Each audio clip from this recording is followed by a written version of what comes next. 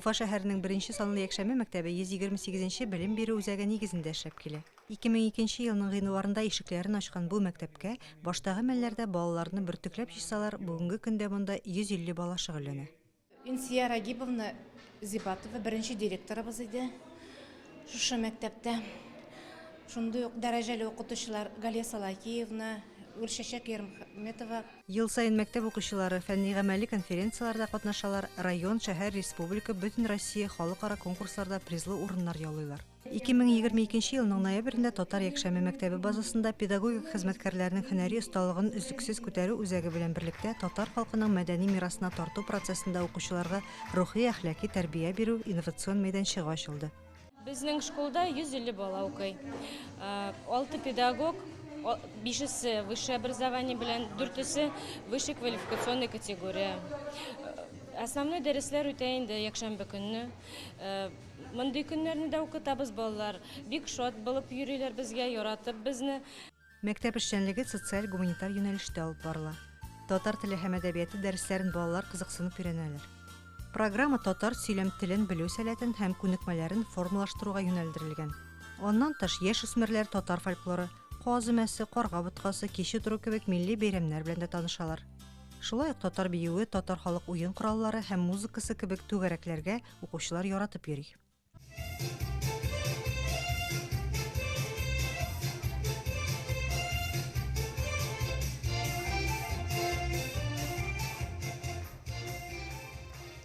Якшәмбе мәктәбен түгәрәк датасы белән котларга мәгариф һәм мәдәният өлкәләрендә эшләүче җитәкчеләр, Уфа шәһәренең милли якшәмбе мәктәпләре һәм өстәмә белем бирү үзәкләреннән кунаклар җыелды. Сезне барыбызны шушы матур бәйрәм белән Якшәмбе мәктәбенең 20 елы белән бөтен дөнья татар конгрессы исеменнән һәм милли шура рәисе Василий Абдулгазиевич улы Шейх Разиев исеменнән дә сәламнарыбызны җиткерәбез. Безгә рус балалары да йөри башладылар. Рус телле балалар инде алар, рус теллеләр. Әнисе татар булып, әтисе рус булып, менә шунда инде. Катнаш рус телле балалар. Алар да кызыксынып укыйлар инде. Нитеп, беренче без әлифбадан башлайбыз. Аннан сөйләшергә өйрәтәбез. Кызганычка каршы дәресләр саны бик аз бит инде. Безнең 41-нче мәктәптә дә татар теле дәресләре бар. Ул 1 сәгать атнасына кертелә. Шуңа 1 сәгать эчендә әлбәттә телне өйрәнеп булмый. Өйдә әти-әниләр белән, әби-бабайлар белән сөйләшсәләр иде дигән өметтәбез инде. Мәктәп фойесында бәйрәмдә катнашучылар өчен сәнгать һәм китап күргәзмәсе оештырылды. Тантаналы чара кунакларның һәм ата-аналарның тәбрикләүләре һәм концерт номерлары белән үрелеп барды. Күркәм бәйрәм белән чын күңелдән котлыйм мәктәпне. 20 ел инде ул иң матур чаклар.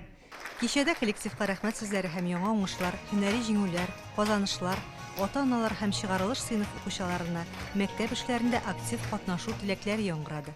Мин үзем теккән әйберләрне бүләк итәм. Балаларның конкурслар үткәргәндә вакытын үткәрә, польза белән катнашалар, разные мероприятияларда булалар, кружокларга йөриләр. Үзебезнең телне, туган телне өйрәнү кирәк. Шушы беренче татар якшәмбе мәктәбе, шушы мәктәпнең эшләве безнең балаларыбызга, безнең балаларыбызның үсешенә, үз туган телләрен белүенә бик зур әһәмият бирә. Телне, татар телен республика дәрәҗәсендә өйрәнү дә бик яхшы булыр иде. Минем балаларым татар якшәмбе мәктәбенә 1-нче сыйныфтан берле йөриләр. Без төрле конкурс, шәһәр конкурс, республика конкурсларда катнашабыз, дәрәҗәле урыннар алабыз. Бүген яраткан мәктәп безнең юбилей белән чын күңелдән котлыйбыз. Укытучылар әйтүенчә, бүгенге көндә беренче санлы Якшәмбе мәктәбенең төп максаты үсеп килүче буынга татар телен өйрәтү, милли мөхит булдыру, иҗади үстерү һәм һәр баланың белем алу ихтыяҗларын канәгатьләндерү өчен уңай шартлар булдыру.